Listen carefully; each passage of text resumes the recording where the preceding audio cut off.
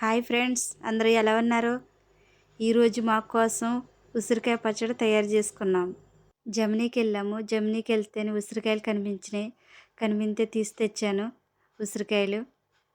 అవి శుభ్రంగా కడిగేసి నీట్గా తుడిచేసి ఘాట్లు పెట్టి ఆయిల్లో ఫ్రై చేస్తున్నా.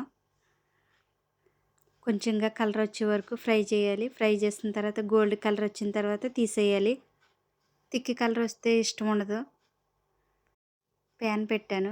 ప్యాన్లో కొంచెంగా ఆయిల్ వేసాను. ఫ్రై చేసిన ఆయిల్ ఉంది, ఆ ఆయిల్ వేసాను. ఆయిల్ వేసిన తర్వాత కొంచెంగా ఆవాలు, కొంచెంగా మెంతులు, కొంచెంగా ఎల్లుల్లిపాయలు, కొంచెంగా ఎండుమిరగాయలు, కొంచెంగా కరివేపాకు ఇవన్నీ వేసుకుని ఫ్రై చేసుకున్నాను. ఫ్రై చేసుకున్న తర్వాత ఉసిరికాయలు వేపుకొని రెడీ పెట్టుకున్నాను చూడండి. ఆ ఉసిరికాయల దగ్గరికి మనం వేపుకొని తాలింపు తీసుకొచ్చి అందులో కలపాలి. అందులో కలిపిన తర్వాత తగినంత ఉప్పు, తగినంత కారం, తగినంత మెంతుల పౌడర్ వేసాము.